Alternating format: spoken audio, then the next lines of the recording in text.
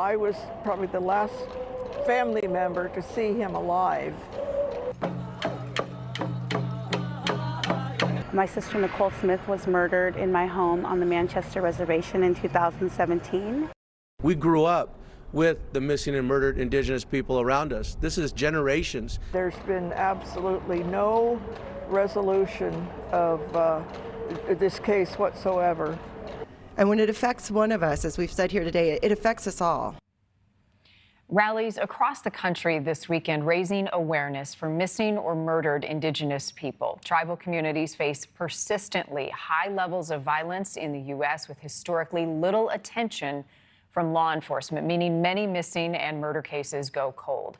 It is an epidemic impacting these communities for generations, but the Department of Justice is now making this a priority, doubling down. They have assigned teams of attorneys and coordinators to help solve these cases. And in the last year, the federal government has given $268 million to tribes for violence prevention programs. Joining us now is an attorney and legal advocate, Darlene Gomez. Thank you for being with us to talk about this important issue. Each week, we cover missing cases in our Missing series here on NewsNation. We have covered the cases unsolved of several Indigenous women. How pervasive is this issue, and how long has it gone under the radar?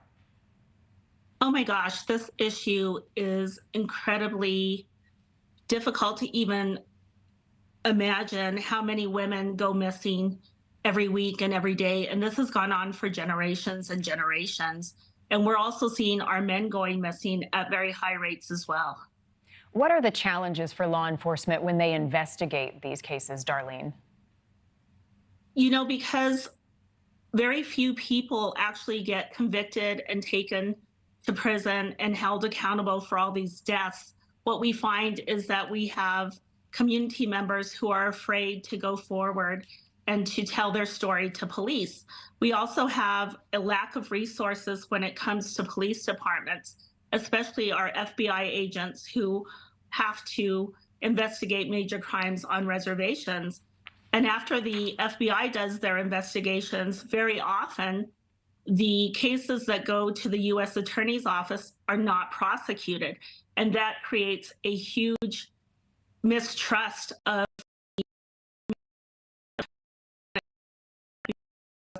office.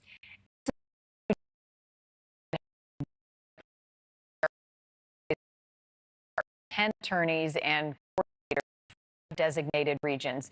Is that enough? No, not at all. I think each region probably should at least have 10 to 15 prosecutors and more coordinators. I'm here in New Mexico, and in New Mexico, we have so many murdered and missing Indigenous women and relatives that this is just going to barely make a dent in what is out there. For myself, we met with the U.S. Attorney from New Mexico last June, and we're still waiting for another meeting with him. I do have a family who is going to be helped by one of the new attorneys assigned to MMIP. We did reach out to him in October, and that is the family of Laverta Sorrell, who's been missing for over 23 years, and we are still not able to meet with that MMIP prosecutor in New Mexico. So it does seem like it's going to make some difference, but really to the people who are affected by it, it's going to make a little difference with those resources. And Darlene, can you talk for a moment about violent crime and the drug problem on some of the reservations impacting the Indigenous communities across our country? Most definitely. If you look at the violence rate against Native women in Native communities, it's up near 85 or 86%. There is so many victims that are victims because of the amount of drug abuse. There's cartels coming into reservations and taking up every single person who was not on drugs is now on drugs.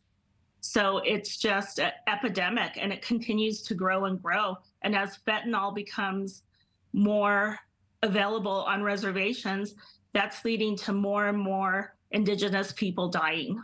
We need more advocates like you. Darlene Gomez, thanks for sharing your time on this and the plight of so many who are living this nightmare day in, day out. I hope that this doubling down from the Justice Department makes a difference in your efforts. We'll continue to follow it. Thank you. Thank you for watching. Go to newsnationnow.com to find NewsNation on your television provider. And don't forget to click the red subscribe button below to get more of NewsNation's fact-driven, unbiased coverage.